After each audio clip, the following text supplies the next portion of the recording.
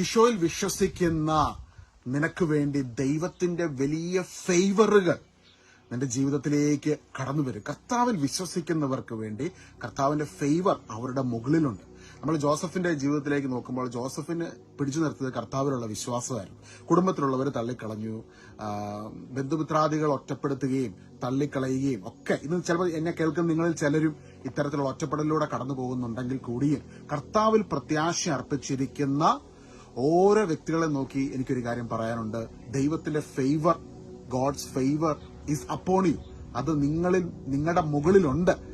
ജോസഫിനെ അടിമച്ചന്തയിൽ വിവസ്ത്രനായി നിൽക്കുന്ന അവസ്ഥയിൽ ഉൽപ്പത്തി 39 അധ്യായത്തിൽ നമ്മൾ കാണുന്നത് എന്താണ് നമ്മൾ അവിടെ കാണുന്നത്? കർത്താവിന്റെ സാന്നിധ്യം അവനോടൊപ്പം ഉണ്ടായിരുന്നു. ചിലപ്പം നാട്ടുകാരും വീട്ടുകാരും ബന്ധുമിത്രാദികളും ഒക്കെ നിങ്ങളെ ഒറ്റപ്പെടുത്തുകയും കല്ലെറിയുകയും നിങ്ങൾക്കൊരു കഴിവുമില്ല എന്ന് പറഞ്ഞ് നിങ്ങളെ കരുതേണ്ടവരും സ്നേഹിക്കേണ്ടവരും മാറ്റി നിർത്തുമ്പോഴും സ്വർഗീയ പിതാവ് നിങ്ങളെ കരുതുകയും സ്നേഹിക്കുകയും ചെയ്യുന്നു. മറ്റുള്ളവർ തള്ളിക്കളഞ്ഞ നിങ്ങളോടൊപ്പം അവിടുത്തെ സാന്നിധ്യം അതിശക്തമായി കൂടെയുണ്ട്. അപ്പോൾ തന്നെ ഓർത്തോളുക, നിങ്ങളുടെ മേൽ ദൈവസാന്നിധ്യം ഉള്ളപ്പോൾ, ദൈവത്തിന്റെ ഫേവർ ഉള്ളപ്പോൾ നിങ്ങളുടെ ലൈഫിൽ ഉയർച്ചയുണ്ടാകും, നന്മകൾ കടന്നു വരും. ജോസഫിന്റെ ജീവിതത്തിലേക്ക് നമ്മൾ നോക്കുമ്പോൾ നമ്മൾ എന്താ കാണുന്നത്?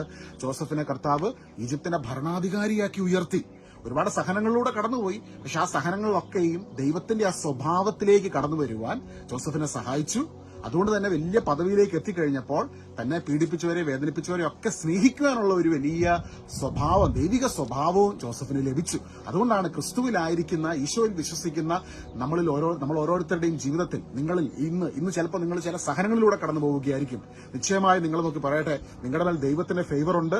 ഈ സഹനം നിങ്ങളുടെ ഉയർച്ചയ്ക്ക് കാരണമായി തീരും, നിങ്ങളുടെ അനുഗ്രഹത്തിന് കാരണമായി തീരും, നിങ്ങളുടെ നന്മയ്ക്ക് കാരണമായി തീരും. നിങ്ങളൊരു രാജ്യത്താണെങ്കിൽ നിങ്ങൾ ഏത് സ്ഥലത്താണ് നിൽക്കുന്നത്, നിങ്ങളുടെ ജോലി സ്ഥലത്ത്, നിങ്ങളായിരിക്കുന്ന രാജ്യം, നിങ്ങളായിരിക്കുന്ന നിങ്ങളുടെ ഇടവക, നിങ്ങൾ ചെയ്യുന്ന കാര്യങ്ങളൊക്കെയും ബ്ലസ്ഡ് ആകും. നിങ്ങൾക്ക് ഉയർച്ചയുണ്ട്. നിങ്ങളായിരിക്കുന്ന സ്ഥലത്തെ ആൾക്കാർ തന്നെ നിങ്ങൾക്ക് ഫേവർ ആയിട്ട്, നിങ്ങൾക്ക് അനുകൂലമായിട്ട് നിൽക്കുന്നത് നിങ്ങൾക്ക് കാണുവാൻ ഇടയായിത്തീരും. കാരണം കർത്താവിന്റെ ഫേവർ നിങ്ങളോടൊപ്പമുണ്ട്. അതാണ് കർത്താവിന്റെ ഫേവർ ഉള്ള ഒരു വ്യക്തിയുടെ പ്രത്യേകതയാണ്. അവന് അനുകൂലത എപ്പോഴും ദൈവം കൊണ്ടുവരും. അവൻ പ്രതീക്ഷിക്കാത്ത സ്ഥലത്തുനിന്ന്, പ്രതീക്ഷിക്കാത്ത വ്യക്തികളിലൂടെ ദൈവത്തിന്റെ അനുകൂലത അവന്റെ ജീവിതത്തിലേക്ക് കടന്നു വരും. നമ്മൾ എസ്തറിന്റെ ജീവിതത്തിലേക്ക് നോക്കുമ്പോൾ ഇത് തന്നെയാണ് കാണുന്നത്. അനാഥയായിരുന്നു എസ്തർ, ആരുമില്ലായിരുന്നു. പിന്നീട് മൊർദെഖായി എടുത്തു വളർത്തുന്ന ആ എസ്തറിനെ രാജാവിന്റെ മുന്നിൽ നിൽക്കുമ്പോൾ രാജാവിന് എസ്തറിനോട് ഒരു ഫേവർ തോന്നുകയാണ്, എസ്തറിനോട് കരുണ കാണിക്കാൻ തോന്നുകയാണ്, സ്നേഹം തോന്നുകയാണ്. ഇതാണ് ദൈവത്തിന്റെ മഹത്വം. ദൈവത്തിന്റെ മഹത്വം ഉള്ള ഒരു വ്യക്തിയെ ആരൊക്കെ ഒറ്റപ്പെടുത്തിയാലും, ആരൊക്കെ തള്ളിക്കളയാൻ നോക്കിയാലും ദൈവം ആ വ്യക്തിയെ ഉയർത്തും. ഞാൻ എപ്പോഴും പറയുന്ന ഒരു കാര്യമുണ്ട്, ദൈവം തന്റെ മക്കൾക്കായി ഒരുക്കിയതിനെ ആർക്കും കവർന്നെടുക്കുവാൻ പറ്റത്തില്ല. അത് നിശ്ചയിക്കപ്പെട്ട സമയത്ത് നിനക്ക് വേണ്ടി അത് വെളിപ്പെടും. ഇന്ന് ഒത്തിരി വേദനയിലൂടെ കടന്നു പോകുന്ന ആരെങ്കിലും എന്നെ കേൾക്കുന്നുണ്ടെങ്കിൽ ദൈവത്തിന്റെ വലിയ ഉയർച്ചകളും നിങ്ങൾക്ക് വേണ്ടി കടന്നു വരുന്നുണ്ട്. കാരണം ഈശോയിൽ വിശ്വസിക്കുന്ന നിങ്ങളുടെ മുകളിൽ ദൈവത്തിന്റെ, തമ്പുരാന്റെ ഫേവർ ഉണ്ട്. God bless you.